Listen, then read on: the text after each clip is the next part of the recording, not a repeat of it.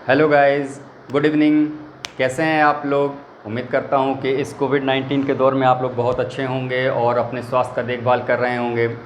जैसा कि जितेंद्र कुशवाहा जी ने आपको इस प्लेटफॉर्म के बारे में बताया है, और ये एक प्लेटफॉर्म है जो उत्तर प्रदेश राज्य प्रतियोगी परीक्षाओं के संदर्भ में जो आप लोग तैयारी करते हैं, उस तैयारी से कैसे परीक्षाओं को पास करें और जीवन में सफलता पाएं, उस संदर्भ में हम लोग यहाँ पर आज डिस्कस करेंगे, विचार विमर्श करेंगे, व्याख्या करेंगे।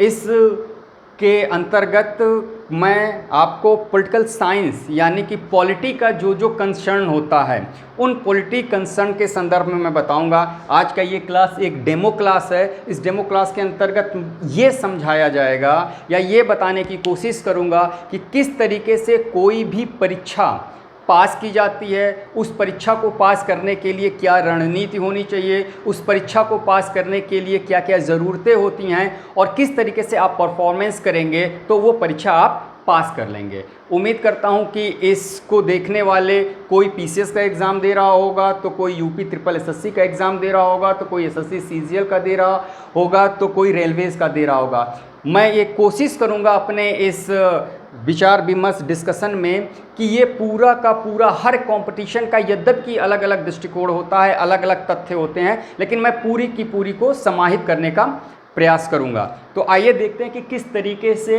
परीक्षाओं के संदर्भ में हमारी तैयारी होनी चाहिए और परीक्षा कैसे दी जानी चाहिए।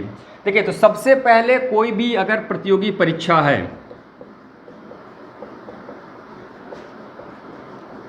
प्रतियोगी परीक्षा है, मान लीजिए इस प्रतियोगी परीक्षा में कोई भी परीक्षा हो सकती है। वो परीक्षा पीसीएस का भी हो सकता है, वो परीक्षा आपका यूपी ट्रिपल एसएससी द्वारा संचालित परीक्षा भी हो सकती है, वो परीक्षा आपकी रेलवे की एग्ज़ाम हो सकते हैं, रेलवेज का एग्ज़ाम हो सकता है, या वो परीक्षा आपका एसएससी के द्वारा ऑर्गेनाइज किया गया एग्ज़ाम हो सकता है।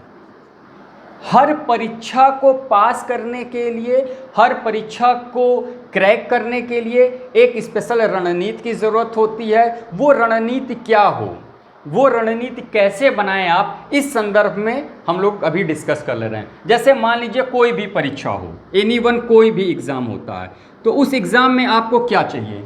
उस एग्ज़ाम में दो चीज़ होती हैं।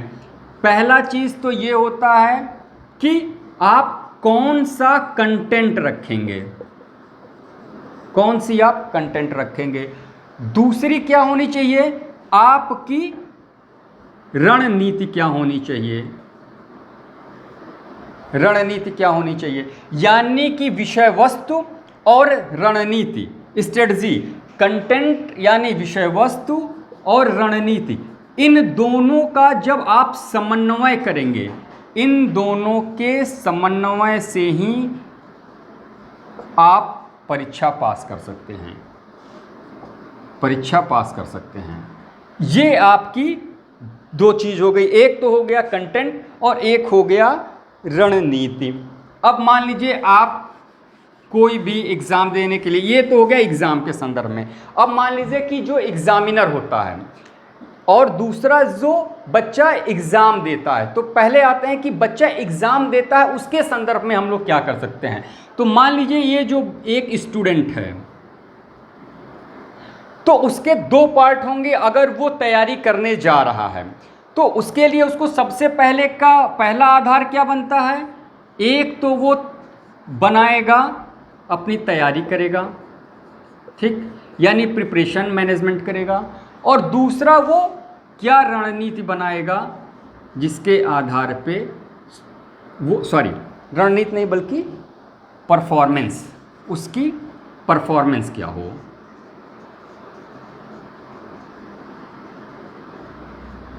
यानी कि उसकी तैयारी और उसका परफॉर्मेंस, जिस स्तर की तैयारी एग्ज़ाम के लिए ज़रूरत है, यानी तैयारी का जो ये लेवल है, वो अगर एग्ज़ाम के बराबर, एग्ज़ाम के ज़रूरत के बराबर अगर आ गया, तो उसके सफल होने की जो संभावनाएं होती हैं, जो प्रोबेबिलिटी होती है, वो बढ़ जाती है। यानी कि जितने एग्ज़ाम की ज़रूरत है उस स्तर की आपने प्रिपरेशन कर ली है, उस स्तर की आपने तैयारी कर ली है, तो आप एग्ज़ाम पास करने के हकदार हो जाते हैं, ऐसा माना जा सकता है।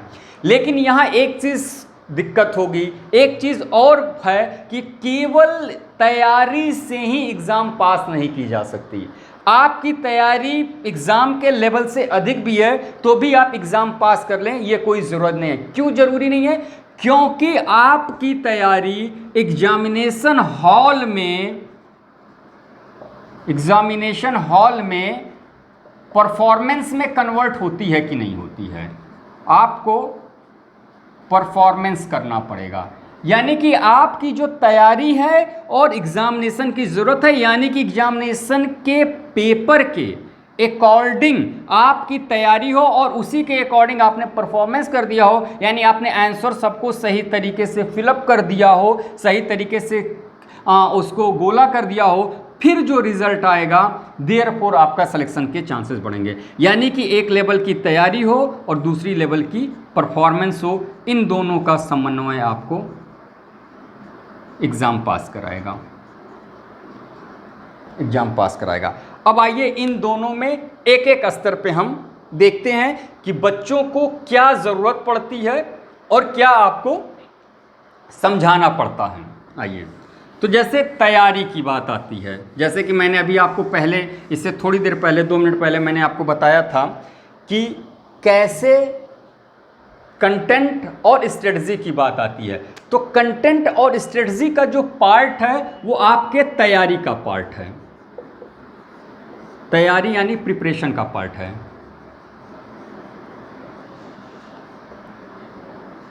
प्रिपरेशन का पार्ट है। इसका क्या पार्ट बनेगा? पहला पार्ट बनेगा आपका कंटेंट, यानी कि विषय वस्तु।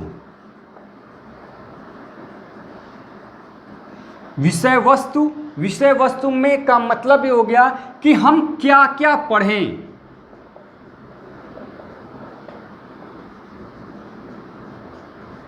क्या पढ़ना चाहिए। तो कंटेंट, बहुत सारे कंटेंट हैं, लेकिन हमको हमारे एग्ज़ाम के अकॉर्डिंग क्या पढ़ना चाहिए, यानी कि जो एग्ज़ाम की हमने टारगेट बनाए हैं, जो एग्ज़ाम का टारगेट है उसके अनुरूप कंटेंट हो।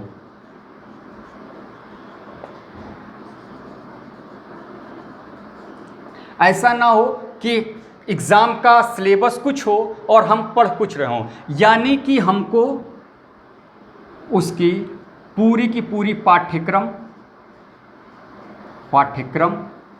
की तैयारी करनी होगी। पाठ्यक्रम की तैयारी करनी होगी। तो पहला पॉइंट तैयारी में क्या हो गया कि कंटेंट क्या होनी चाहिए, यानी हमें क्या पढ़ना चाहिए, जो एग्ज़ाम का टारगेट है उसके अनुरूप हमारा कंटेंट या पाठ्यक्रम की तैयारी करनी चाहिए। दूसरी आती है कि हमें, मान लीजिए कि हमें कंटेंट मिल गया, कंटेंट के अंतर्गत क्या क्या आते हैं, जैसे आप देख लीजिए इस कंटेंट में क्या क्या आएंगे। कंटेंट में आपके आ सकते हैं, बुक्स आ जाएंगे, मैगजीन आ जाएगी, बुक्स आ जाएंगे, मैगजीन आ जाएगी, न्यूज़पेपर आ जाएगा,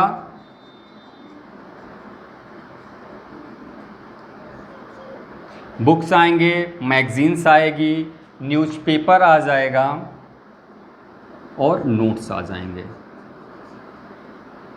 यानी कि आपके कंटेंट बुक्स, मैगजीन, न्यूज़पेपर और नोट्स, इन 4 से निकलेगा। और ये किसके अकॉर्डिंग होनी चाहिए आपकी? ये बुक्स, मैगजीन, न्यूज़पेपर और ये नोट्स जो है आपके सिलेबस के अकॉर्डिंग होनी चाहिए, जो आपका पाठ्यक्रम है निर्धारित है, आपके सिलेबस या पाठ्यक्रम के अनुरूप होना चाहिए। दूसरी चीज़ हम आपको बताते हैं, कंटेंट, मान लीजिए हमें ये पता चल गया कहाँ क्या क्या पढ़ना है। दूसरी चीज़ें आएंगी, वो ये है कि आपका रणनीति क्या है। रणनीति का मतलब हो गया कि आपके पास जो कंटेंट है उस कंटेंट को कैसे पढ़ेंगे।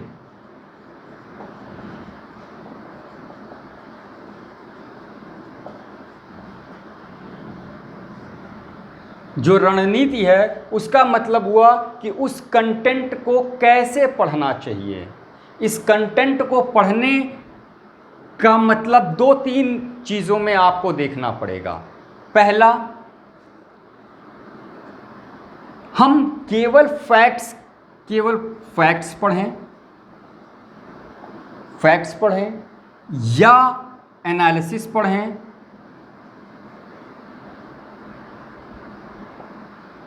या एक्सप्लेनेशन पढ़ें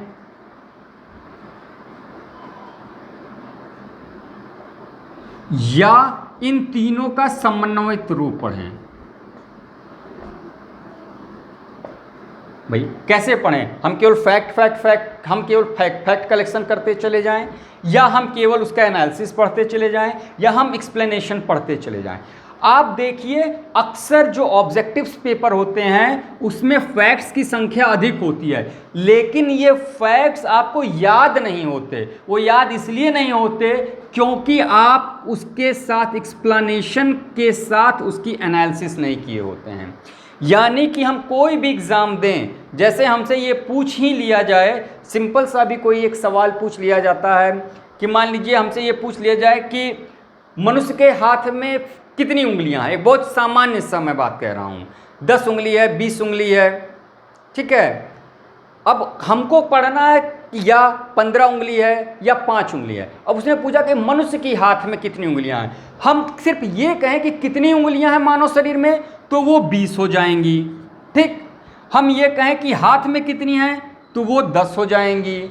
हम ये कहें कि एक हाथ में कितनी उंगलियां हैं, तो वो 5 हो जाएंगी। अब आप देखिए, एक तो तीनों है। अब हमको सवाल क्या देखना है? सवाल हमको मानव शरीर में पूछा है तो 20 होंगी, यानी एक्सप्लेनेशन हमको ये पता होना चाहिए एक्सप्लेनेशन कि एक हाथ में 5, दूसरे हाथ में 5, एक पैर में 5, दूसरे पैर में 5, ये हो गया एक्सप्लेनेशन, यानी 5 5 5। जब हम चारों को ऐड करें यानी एनालिसिस किए तो हम जोड़ दिए और वो संख्या हो गई 20। यानी आपको अगर इस स्तर का पता है कि यानी व्याख्या के विश्लेषण के साथ फैक्ट अगर आपको पता है तो ये आपको कभी मिस नहीं करेगा, कभी दिमाग से स्लाइड नहीं करेगा। यानी कि तब आपकी सही करने की संभावनाएं बढ़ जाती हैं। आप फैक्ट्स याद करेंगे, जितना फैक्ट्स आप कितना फैक्ट्स याद करेंगे। फैक्ट्स अनगिनत होते हैं और अनगिनत फैक्ट्स याद नहीं होंगे। याद करने का या समझने का एक ही तरीका होता है कि उस फैक्ट से जुड़ी हुई एक्सप्लेनेशन को एनालिसिस के साथ पढ़ा जाए। तो मुझे लगता है यही आपकी एक रणनीति होनी चाहिए कि तैयारी करते समय कि जब आप बुक्स पढ़ रहे हैं, जब आप नोट्स पढ़ रहे हैं, जब आप मैगजीन्स पढ़ रहे हैं, तो इन बुक्स, मैगजीन्स, नोट्स के अंतर्गत या न्यूज़पेपर पढ़ रहे हैं तो जो चीज़ हो रही है वो क्यों हो रही है, कैसे हो रही है, ये सारी बातें आपको पढ़ना है। और यही पढ़ने का तरीका होता है। यानी कि 2 चीज़, एक तो मेन 2 चीज़ आपको देखना है पढ़ने के तरीके में। पहला आपका मेन वर्ड और दूसरा आपका लिंकिंग वर्ड। मान लीजिए मेन वर्ड, जैसे राम श्याम पैसा, ठीक है, राम ने श्याम को पैसा दिया, ये हो गई आपका मेन वर्ड, राम श्याम और पैसा। लेकिन उसमें सवाल आ गया, राम ने श्याम को पैसा दिया। अब आपको लिंकिंग वर्ड पे भी ध्यान देना है, ने और को, यानी राम ने श्याम को दिया या श्याम ने राम को दिया। तो जब भी आप पढ़ें किसी भी मैगजीन को, किसी भी बुक्स को, किसी भी न्यूज़पेपर को या नोट्स को, तो आप इस संदर्भ में ये ध्यान रखें कि ना केवल आपको main verb, main line underline करनी है। जैसे भारत का राष्ट्रपति कौन है, ठीक है, तो आप केवल नाम नहीं याद कीजिए, बल्कि उसके साथ साथ उसके लिंकिंग वर्ड को भी ध्यान दीजिए कि वो भारत के बारे में ही कहा जा रहा है या उनके और बारे में डिटेल्ड किया जा रहा है। तो क्योंकि लिंकिंग वर्ड ही वो आपकी कंसेप्ट बिल्डअप करते हैं, लिंकिंग वर्ड ही आपकी जो है वो आपकी अवधारणाओं का विकास करते हैं, ताकि चीज़ें आपको ज़्यादा देर तक मेमोराइज रहती हैं, यानी उसके पे आपकी एक समझ विकसित होती है। एग्ज़ाम रट के नहीं, प्रतियोगी परीक्षाएं या कॉम्पिटेटिव एग्ज़ाम्स रट के नहीं पास किया जा सकता है। कॉम्पिटेटिव एग्जामिनेशन पास करने उसकी एक समझ होनी चाहिए, उस समझ को डेवलप करके की जा सकती है, जिसमें कुछ चीज़ आपको फैक्चुअल याद की ज़रूरत पड़ती है। तो इसलिए आपकी स्ट्रेटजी होनी चाहिए कि बुक्स, मैगजीन्स, नोट्स, इन सब को आप लिंकिंग वर्ड के थ्रू मेन वर्ड को लिंकिंग वर्ड के साथ आप इस चीज़ को पढ़ें। चलिए, ये हो गई आपकी तैयारी में स्ट्रेटजी और आपकी तैयारी। जब आपका प्योर कंटेंट और इस प्योर कंटेंट की सही रणनीति का समन्वय होगा, और ये समन्वय का कहने का मेरा आशय ये है कि ये समन्वय आपके एग्ज़ाम के अनुरूप हो, एग्ज़ाम की जो डिमांड है या नीड है उसके अनुरूप या उसके अनुसार हो, तो आप ये मान सकते हैं कि आपका प्रिपरेशन लेवल ठीक हो गया है, यानी आपका प्रिपरेशन कंप्लीट हो गया। लेकिन मैंने जैसे कि पहले ही कहा था कि प्रिपरेशन कंप्लीट होने से आपको सफलताएं मिले ये कोई ज़रूरी नहीं है। यद्यपि कि प्रिपरेशन लेवल पाना एग्जामिनेशन पास करने की पहली शर्त है, पहली और अनिवार्य शर्त है, लेकिन केवल प्रिपरेशन हो जाने से एग्ज़ाम पास नहीं होगा। दूसरा फैक्टर आता है इसकी परफॉर्मेंस, तैयारी के बाद, प्रिपरेशन के बाद परफॉर्मेंस।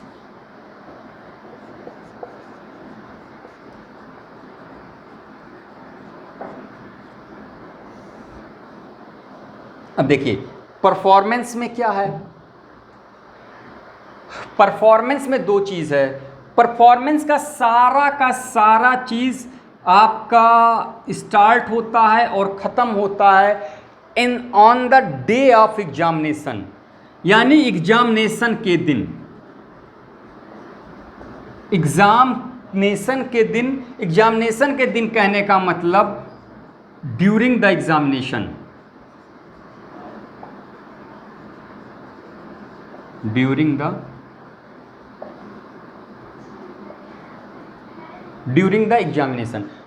एग्जामिनेशन का मतलब होता है कि जिस समय आप एग्ज़ाम दे रहे हैं उस समय आपने क्या की, कैसे आपने परफॉर्मेंस किया। तो इसके लिए आपको जो ज़रूरी है वो ये है कि पहली चीज़ तो आप अपनी आंसर शीट को बहुत केयरफुली देखिए, आंसर शीट केयरफुली फिल करें। कि आंसर शीट केयरफुली फिल करने का मतलब होता है कि जो उसके रिक्वायरमेंट डेटा एंट्री मांगते हैं। डेटा एंट्री का मतलब जैसे रोल नंबर, आपका रोल नंबर क्या है। अगर आपकी लाख तैयारी अच्छी हो, लाख सारी चीज़ ठीक है, लेकिन अगर आप आंसर शीट को केयरफुली फिल नहीं कर रहे हैं, यानी आप अपने रोल नंबर में कुछ भी मिस्टेक कर रहे हैं, अगर रोल नंबर में कुछ भी मिस्टेक कर रहे हैं, तो ये मान के चलिए कि आप 100% आपकी तैयारी खराब जाने वाली है, क्योंकि उस एग्ज़ाम को आप पास नहीं कर पाएंगे अगर आपका रोल नंबर में कुछ मिस्टेक आपने किया है। तो एक हो गई रोल नंबर पे आपको ध्यान देना है। दूसरा आपको ध्यान देना है कि इसी से जुड़ी हुई जो और एंटिटी होती है, जो और डेटा आपसे मांगे जाते हैं, जैसे मान लीजिए एग्जामिनेशन सेंटर मांग लिया जाता है, जैसे आपको बुकलेट सीरीज कह दी जा रही है। बुकलेट सीरीज होता है ना, बुकलेट सीरीज ए है कि बी है कि सी है कि डी है, ये चारों आप में से जो भी है, या कहीं 1 2 3 4 या कहीं एक्स वाई जेड ऐसे आता है। तो जो बुकलेट सीरीज है, तो पहला आपको परफॉर्मेंस के संदर्भ में आपको ध्यान देना होगा, यानी ड्यूरिंग द एग्जामिनेशन जो आपको कंसर्न करना होगा, जो आपको बताना होगा, वो पहला आपको ये कहना होगा कि आप अपने आंसर शीट को बहुत केयरफुली करिए। दूसरा पक्ष आता है, जब आपने कर लिया तो दूसरा आता है क्वेश्चन पेपर। क्वेश्चन पेपर को जब हम सॉल्व करते हैं तो इस संदर्भ में हमें क्या क्या बातें जाननी चाहिए। तो क्वेश्चन पेपर को सॉल्व करते समय सबसे पहले तो आपको ये होना चाहिए कि आप अपने माइंड को बैलेंस करें, बैलेंस ऑफ माइंड, और दूसरा कॉन्संट्रेट ऑफ माइंड।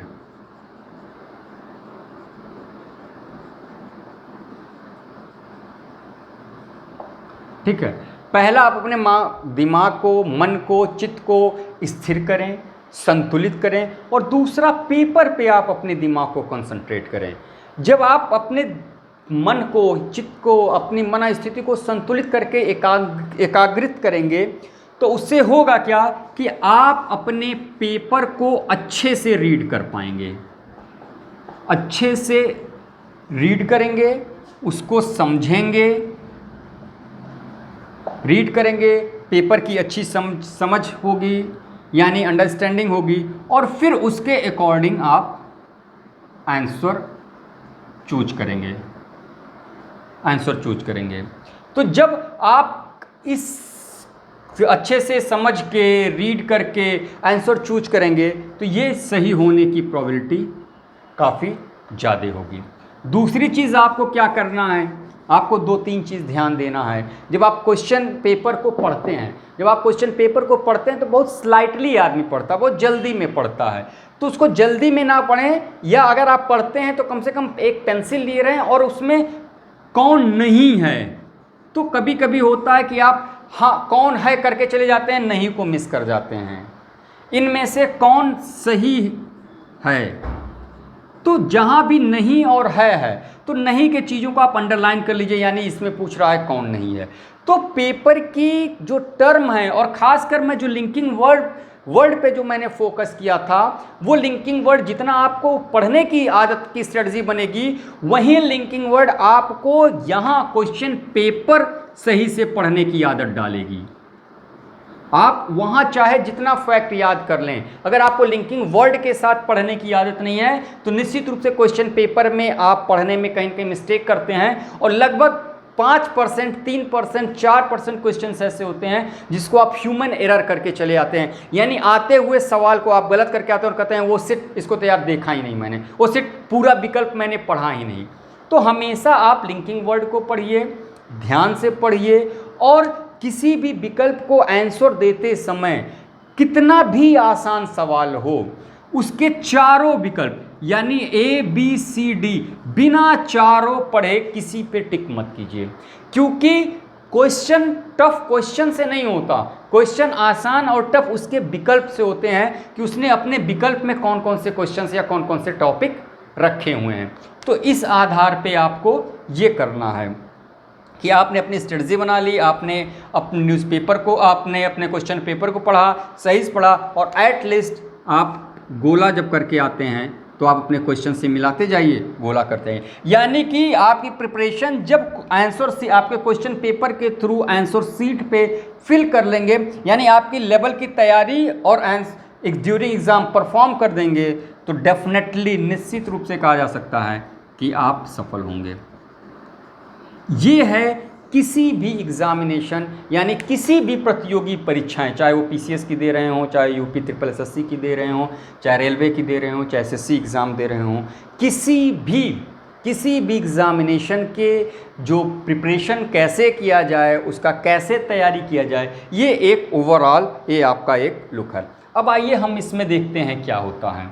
इसमें हमारा जो सेगमेंट है वो चाहे आप PCS को लीजिए, चाहे UP SSC के द्वारा संचालित की जाने वाले एग्जामिनेशंस को लीजिए, चाहे रेलवे के एग्ज़ाम को लीजिए, चाहे SSC एग्ज़ाम को लीजिए, आप ये मान के चलेंगे कि एक बहुत मेजर पोर्शन, एक बड़ा पोर्शन GS/GK का होता है, यानी कि जनरल स्टडी, सामान्य अध्ययन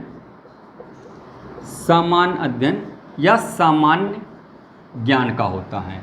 अब ये सामान्य ज्ञान और सामान्य अध्ययन का जो डिस्क्राइब किया गया है, जो एक सिलेबस बनाया गया है, उस सिलेबस में कई विषय दिए जाते हैं जिसके सामान्य ज्ञान की बात की जाती है, लेकिन जैसे जैसे आपके एग्जामिनेशन का लेवल बढ़ता है वैसे ही वैसे उस एग्जामिनेशन के सामान्य से विशेष ज्ञान की ओर बढ़ता जाता है। तो आपको अगर ये पूरे लेने हैं तो कम से कम एकदम डेप्थ नहीं जाना है, तो भी एकदम सतह पे भी नहीं रहना है, यानी बीच की स्थिति में तो कम से कम इतना ज्ञान हमको होना ही चाहिए। तो इसके जो जीएस या जनरल नॉलेज का जो पेपर का जो सिलेबस बनता है उसके कई हिस्से होते हैं, उसके कई पार्ट्स होते हैं। जैसे एक पार्ट है पॉलिटी, यानी कि संविधान या राजनीतिक, संविधान या राजनीतिक व्यवस्था, ठीक। एक आपको आ जाएगा हिस्ट्री, ठीक, यानी कि इतिहास। एक आपको आ जाएगा जियोग्राफी, यानी कि भूगोल। एक आपका आ जाएगा इकोनॉमिक्स, यानी कि अर्थशास्त्र। एक आ जाएगा साइंस एंड टेक्नोलॉजी, यानी कि विज्ञान एंड प्रौद्योगिकी। और एक मेजर सेगमेंट जो होता है वो ये होता है कि करंट का, यानी कि राष्ट्रीय अंतर्राष्ट्रीय जो घटनाएं होती हैं वो हो जाएगा। और एक आपको आ जाएगा मिसलिनियस, यानी विविध, मिसलिनियस यानी कि विविध का पोर्शन, जो कुछ भी कला से हो सकता है, संस्कृत से हो सकता है, खेल से हो सकता है, किसी भी क्षेत्र से जो समाज के विविध क्षेत्र हैं। कोई संगठन पूछा जा सकता है, कोई एक्ट पूछा जा सकता है, कोई ट्रिटी पूछी जा सकती है। तो वो डिपेंड करता है कि वो मिसलिनियस में क्या क्या लिया जा रहा है। तो मुझे लगता है कि जो मैं हूँ आपको इन परीक्षाओं की जो ये सामान्य ज्ञान का ये जो सिलेबस है उसका पॉलिटी यानी संविधान और राजनीतिक व्यवस्था का क्लास लूँगा, या इस पे हम लोग डिस्कस करेंगे, या इस पे हम लोग विचार विमर्श करेंगे। यानी कि पॉलिटी या राज्य व्यवस्था, यानी कि पॉलिटी या राज्य व्यवस्था। पहले तो आप ये जान लीजिए कि पॉलिटी या राज्य व्यवस्था का ये जो सिलेबस है, उस सिलेबस इसको पढ़ने से आपको क्या लाभ है, भाई क्यों पढ़ा जाए। तो उसके पढ़ने का सबसे बड़ा जो लाभ ये है वो ये है कि आपको एसएससी के एग्ज़ाम में भी इसके सवाल आएंगे कम से कम 10 से 15%, रेलवे में भी कम से कम 15% आपके सवाल आ जाते हैं, यूपी ट्रिपल एसएससी में भी लगभग 15% सवाल आते हैं, और पीसीएस में तो आप मान के चलिए कि अगर प्री में 15 से 20% सवाल आते हैं, तो मेंस में लगभग 30% इसका रोल बढ़ जाता है। और कहीं मेंस में आप अगर एसए को भी आप काउंट कर लिए तो एसए का भी लगभग एक एसए मिल जाता है, यानी कि 30% हो जाता है। इसलिए पॉलिटी या राज्य व्यवस्था को तो हर एग्ज़ाम का एक महत्वपूर्ण अंग माना गया है, और उस महत्वपूर्ण अंग इसलिए है क्योंकि बिना इसके कोई सिस्टम चल नहीं सकते। हम पीसीएस बन के क्या करेंगे अगर हमको संविधान या राज्य व्यवस्था की जानकारी नहीं होगी।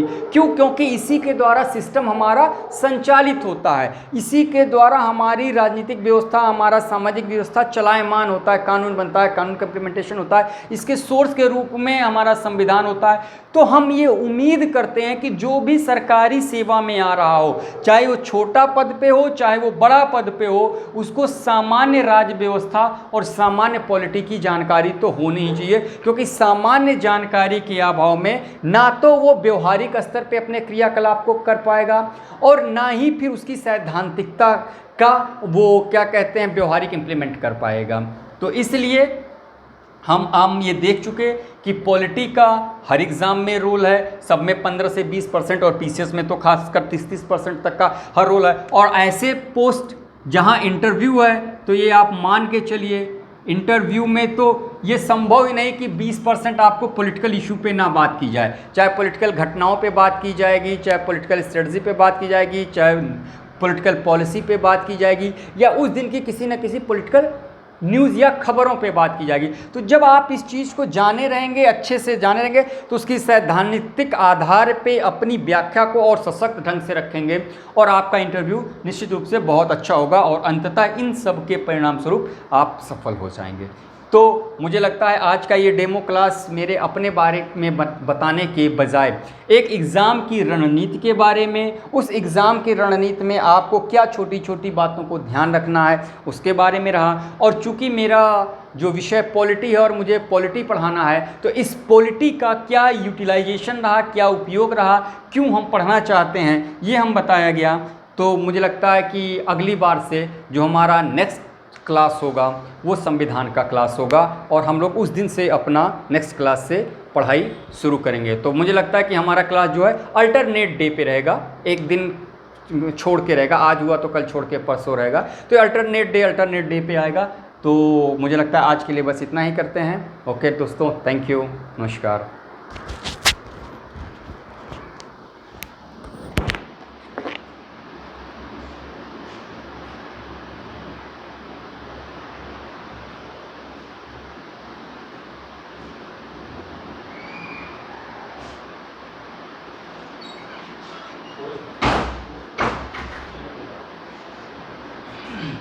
कैसा